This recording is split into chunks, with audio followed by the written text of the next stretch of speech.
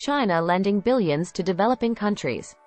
Instead of lending money for highways and bridges, China has shifted to providing emergency rescues for previous borrowers. After lending $1.30 TRN to developing countries, mainly for big-ticket infrastructure projects, China has shifted its focus to bailing out many of those same countries from piles of debt. The initial loans were mostly part of the Belt and Road Initiative, which Xi Jinping, China's top leader, started in 2013 to build stronger transportation, communications and political links in more than 150 countries. But now the two main Chinese state banks that provided most of the infrastructure loans have reduced their new lending.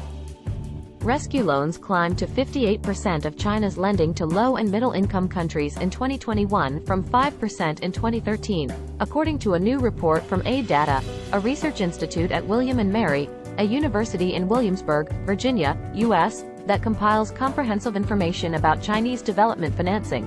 Beijing is navigating an unfamiliar and uncomfortable role. As the world's largest official debt collector, the institute wrote, "The good and the bad." While the Belt and Road Initiative bought geopolitical clout for Beijing and helped finance economically useful projects, Chinese loans were also used to build expensive projects that have not spurred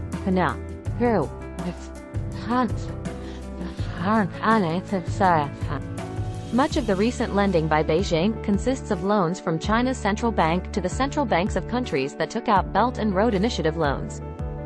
Another large and growing chunk is from state-controlled Chinese commercial banks, working in conjunction with groups of Western banks. Unpaid debts to China are part of billions owed by developing countries to other nations, to the International Monetary Fund and to private lenders. Unsustainable debt has been a long-standing problem for poorer nations. But recent economic shocks caused by the COVID pandemic and a global surge in energy and food prices from the Russian invasion of Ukraine have made the current cycle especially acute. China is shifting the focus of its lending as the United States seeks to match China's early success in establishing strong ties to developing countries. The United States International Development Finance Corporation, created by the Trump administration and Congress in response to the Belt and Road Initiative, plans to announce this week a $125 million loan for shipyard modernization in Greece and up to $553 million in lending for port expansion in Sri Lanka, said American officials with a detailed knowledge of the plans, who were not authorized to speak publicly about the loans before they were announced. U.S. trying to regain influence. China's early, rapid expansion of the Belt and Road Initiative alarmed U.S. officials, who saw the program as eroding American influence. The Trump administration and Congress merged and expanded two agencies in 2018 to create the Development Finance Corporation. The agency provided $9.3 billion in project financing in the 12 months that ended on September 30, up from $7.4 billion the previous year. Between 2014 and 2017, Aid Data found, China was providing nearly 3 times as much development financing as the United States. But by 2021, China was outspending the United States by only 30%. Sri Lanka was the site of one of the most politically charged Chinese infrastructure projects, the construction of a $1.1 billion port in Hambantota, a town about 130 miles, 209 kilometers, southeast of Colombo that was the political base of Mahinda Rajapaksa, who was then Sri Lanka's president. The port attracted little traffic. When the project was unable to pay its debts, Chinese entities got a 99-year lease for the port and 15,000 acres of land around it.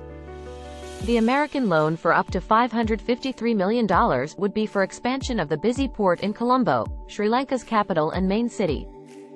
The grim situation: Chinese lenders and contractors were able to build projects rapidly because the Chinese government seldom required extensive environmental studies, financial viability reviews or checks on the displacement of local populations forced to give up land.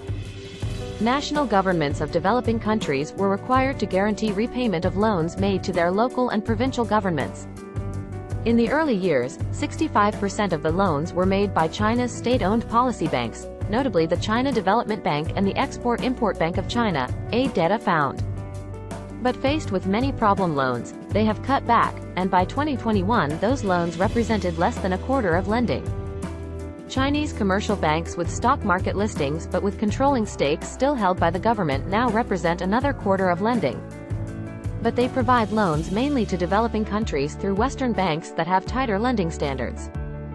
What is the real motto of China's big lending? Subscribe my project paper for more details.